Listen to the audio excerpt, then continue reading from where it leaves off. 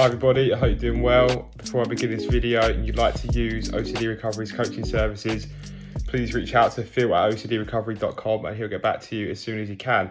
So today I wanted to speak about low frustration tolerance and mainly just some examples of what that can look like, a little bit about what it is and how we can really improve at our frustration tolerance and how that's going to benefit us on our journey, right? So with low frustration tolerance, you have this activating event, right? And you tend to have this belief which states, I can't stand it if this event happens. So for example, you might be driving on a roundabout and somebody might cut you up, and your low frustration tolerance would say, well, this thing that's just happened to me is so bad, I can't stand it, it absolutely should not have happened to me. And the behaviour that comes as a result of that activating event just tends to reinforce that low frustration tolerance, right? So with low frustration tolerance, a large part of the journey is going to be sitting with discomfort, right? I'd say 95% of the journey is going to be sitting with discomfort, right? And our capacity to tolerate that discomfort is going to determine how well we do, right? And in order to improve that capacity, in order to expand it, we're going to have to do things that we don't like to do. We're going to have to do things when we don't feel like it, right? And when you really start to pinpoint those areas of your life where your frustration tolerance might be low, I think you're actually expanding your capacity to deal with discomfort. You get more comfortable with being uncomfortable, tolerating anxiety, tolerating all the symptoms that come with that. And that's really only going to stand you in good stead for your recovery, right? So I guess as well, in a way, it will show your brain that you actually can do hard things, because when we go through the OCD recovery journey, we're very sensitive to negative emotions. We're very sensitive to things that upset the apple cart. Our nervous system is sensitized as it is. But what you'll find is, as you develop your frustration tolerance, you actually can withstand a lot of the things that OCD may throw at you, right? You look at the other coaches and moderators who've been through absolute hell with OCD, right? They've tolerated it, right? Because if they weren't able to tolerate it, they wouldn't be here, because it would have been absolutely intolerable, which is what the definition of intolerable is. You just couldn't stand something because it's so bad. But realistically, they have. So, including myself. So, with low frustration tolerance, it's very important that we identify ways in which we might be displaying low frustration tolerance and how we can improve that, because generally speaking, that's going to help us in our journey, right? So I've got a few ways in which low frustration tolerance can manifest, and how we can sort of look at that. So I think a big example of low frustration tolerance is listening to music while studying and working, right? So this is a big one.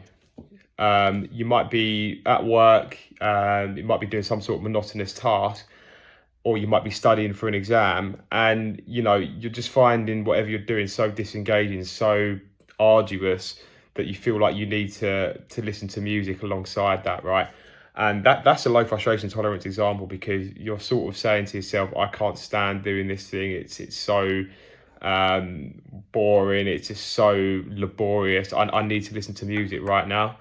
And I think with those sorts of things, it'd be really good practice just to do your work or do your studies without listening to music, to give yourself the full focus, and not succumb to that I can't stand ititis, really, that Albert Ellis goes on about. Another one is staying in the shower for a long period of time. Maybe it's winter and it's a bit cold, and you just stay in the hot shower for about 20-30 minutes. You might not be feeling great, and it's just sort of your sanctuary in a way. But staying in the shower for a long period of time, it's another subtle way in which we can have low frustration tolerance. You don't want to step out the shower and feel cold and carry on with your day when you're in the midst of the OCD cycle. So I'm not saying a long shower is inherently bad, but I think just those little habits, bit by bit, tolerating it and doing things you don't necessarily want to do, just to really try and help you build that capacity. Another one is sleeping past your alarm when you said you were going to do something. So, for example, you might have set your alarm in the morning to go to the gym or to be productive and get something done, but you sleep through your alarm. Again, it might be cold, it might be, it might be too early, but yeah, your alarm goes off and you just roll over to the side and you don't fancy it. Again, you can break the habit of, sticking to your word, just pushing through with that discomfort. That's it. The thing is with low frustration tolerance, it brings that discomfort, and it's an avoidance of that discomfort with some things. So I'd recommend, where you can, just really pushing through with that. If you do set your alarm, push through, go to the gym, do what you set out to do. And then as you do that over time, you really sort of develop that frustration tolerance, and it becomes easier to do hard things, which is only going to benefit your recovery journey. Another low frustration tolerance example might be no recovery work or reading in the evening after a long day. You might be in your job and raising a family, and you've got OCD blitzing away in the background, and there's so many things to sort out in your life. You're busy. And it might get to the end of the day and it's 11, 12 o'clock, and you think, oh, it's too late, I can't do any recovery work now. And you just put it off and you put it off and you put it off, and it doesn't really get you anywhere. Again, another way you can do that is just pushing through the discomfort. Take the risk of, putting in the recovery work, doing the reading, maybe missing out on an extra 20 or 30 minutes of sleep. Maybe you've got a sleep fear and you don't want to do the recovery work in the evening because you don't want to miss out on sleep. Again, there's going to be no right way or right time to push through this frustration tolerance, right? So, where you can, just push through, do the recovery work, regardless of how you feel, and you'll find that you'll get some really good results over time. And then another one as well, I fell into the trap of doing this a lot, low frustration tolerance, compulsive phone usage, right?